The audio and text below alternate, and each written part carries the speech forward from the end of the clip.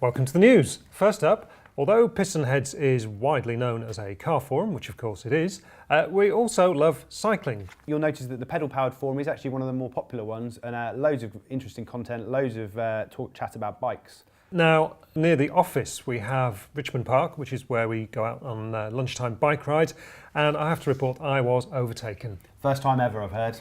First time. Well, yeah, all right. Yeah. But the pain of this shame of being overtaken was mitigated somewhat because the gentleman in question who overtook me was wearing a PH cycling jersey. Very good, well done. So if that was you, if you just tweeted us, maybe tweet with the hashtag I'm better than Dan or something like that, and send it our way, and we'll work out who it was. Yeah.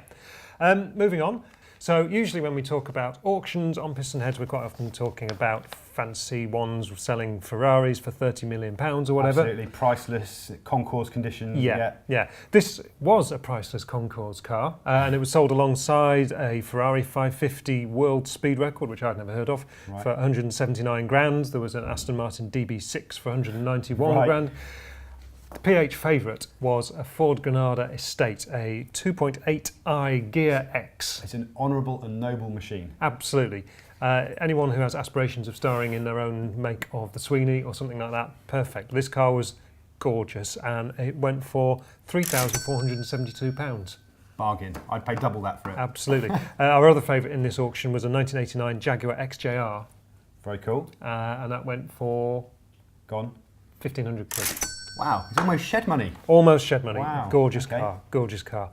Now then, self-driving Audis. Yeah, I've seen a bit about this. Yeah, what's the news? Arguably a good idea. Yeah, well, probably a bit more polite. It won't be 3 millimetres from your bumper. Well, possibly. So basically, as I say, Audi have created a basic model, a 1/8 scale Q5, and some basic software in it, and students are encouraged to design their own autonomous driving software, put it into the car, and it then drives a course. The top prize is €10,000 for the winning team. Points deducted for accidents and somewhat sinisterly, imprecise execution, whatever that means. This follows on from a pilotless lap of Hockenheim that they did with an RS7. Right. Have you seen that? No, I've not seen that. It's quite scary. It's quick. It's really, really quick. An RS7. Because this isn't that new, is it? There's been, I think, was it Bosch did this before, where they had...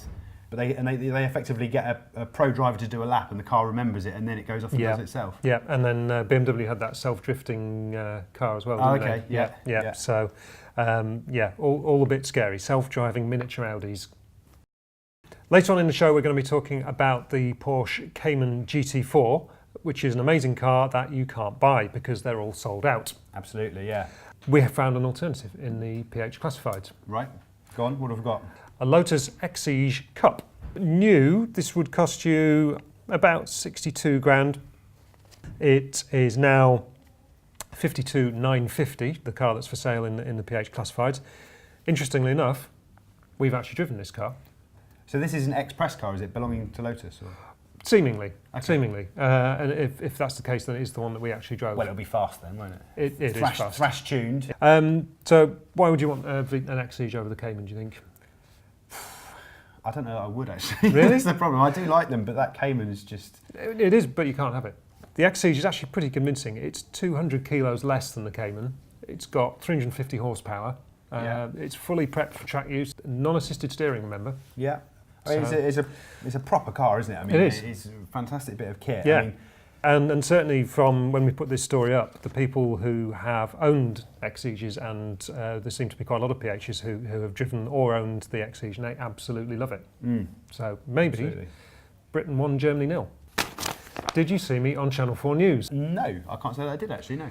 I got the call to go in to talk about Clarkson and that whole thing and what PH has made of the whole suspension and cancellation of the rest of the Top Gear series. I got the call, I put my PH t-shirt on, I went into London to the studio. Gone. And I didn't make the final edit. Really? Amazing. So they valued your opinions enough to film it and then not use the footage on the news. At least you didn't just phone everyone first and tell them that you were going to be on the news, or did you? I kind of did that as well. Yeah, Twitter, everything, the full bit. Oh, really? Yeah. Awkward. Well, never mind. There we go. Technical issues, I was told. Brilliant. Fair enough. Well, that's very insightful. I hate to do it again, but I'm going to cut you off there because that's the end of the news.